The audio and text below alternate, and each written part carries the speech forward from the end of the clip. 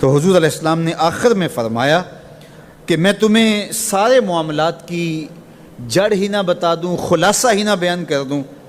قلت بلا یا نبی اللہ، میں نے کہا اے اللہ کے نبی کیوں نہیں؟ فاخذ بلسانہ، حضور نے اپنی مبارک زبان کو پکڑا، فقال، اور فرمایا، کف علیک ھذا، کہا اس کو روک لے، اس کو کنٹرول کر لے۔ تو کہتے ہیں میں نے کہا اے اللہ کے پیارے محبوب صلی اللہ علیہ وسلم، جو ہم باتیں کرتے ہیں اس سے بھی مواخذہ ہوگا؟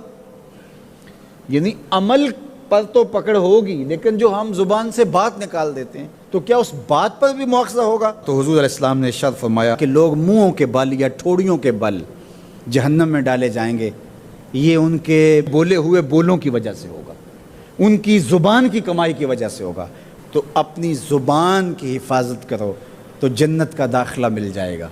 تو گویا زبان کی حفاظت سے لے کر کے اللہ کے حضور سجدے تک اور اللہ کی عبادت تک، یہ ہے وہ نصاب جو جنت میں جانے کا ہے۔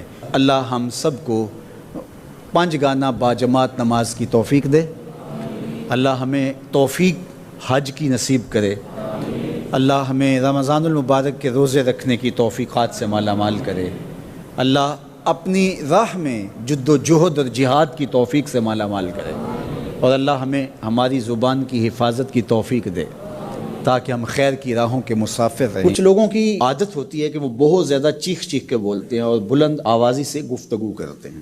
یہ عادت بچپن سے انسان کے اندر پیدا ہو جاتی ہے، پھر آہستہ آہستہ آہستہ آہستہ یہ زندگی کا حصہ بن جاتی ہے، پھر وہ اپنے آپ کو روکنا بھی چاہے تو روک نہیں سکتے۔ اس لیے بچوں کو اس سے منع کر دینا چاہیے کہ وہ چیخ کر نہ بولیں، چلا کر نہ بولیں، درمیانی آواز سے گفتگو کریں۔ تو کہا اپنی آواز کو پست رکھو، اور یہ ممبر و محراب کے مالکوں کو بھی خاص طور پہ اس بات کا بہت خیال رکھنا چاہیے کہ ان کی آواز لوگوں کے کانوں پر بوجھ نہ بنے۔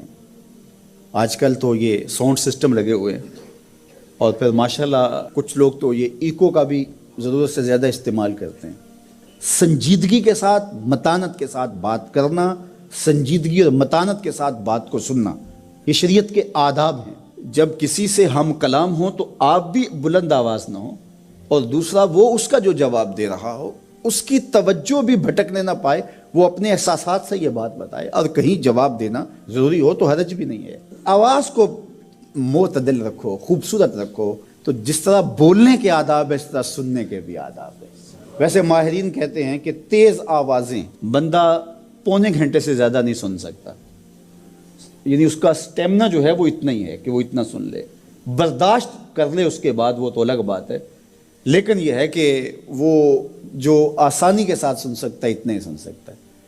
تو اس لیے یہ جو لیکچر بھی ہوتے ہیں جو دنیا کی بڑی یونیورسٹی ہیں، وہاں بھی انہوں نے لاکھوں روپے دے کر کے دنیا کے ماہرین بلائے ہوتے ہیں مختلف مضامین پر، لیکن پیریڈ کا دورانیہ یہ نہیں ہوتا کہ وہ 3 گھنٹے کا لیکچر دے رہے ہوں۔ انسان کی جو ہے وہ ایک کیپیسٹی ہے، اس سے آگے نہیں وہ بڑھ سکتا۔ اور مجھے بتائیے انسان کو بنانے والے سے بہتر کون بتائے گا؟ قرآن بتاتا ہے، کیا بتاتا ہے؟ وَغْضُضْ مِن صَوْتِكَ، اپنی آواز کو پست رکھو۔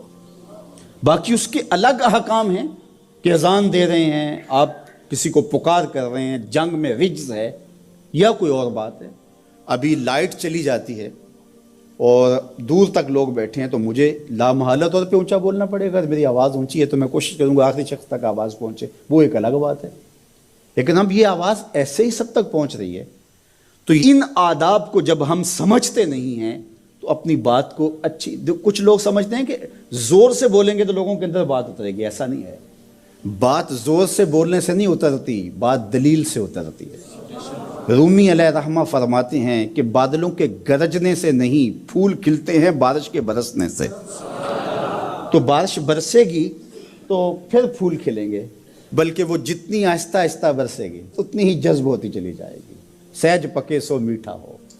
اس لیے اپنے لہجوں کو خوبصورت بھی بنائیے، اپنے لفظوں کا انتخاب بھی اچھا کیے، اور اپنی آواز کو پست بھی رکھیے، لوگوں کے کانوں پر آپ کی آواز بوجھ نہ ہو۔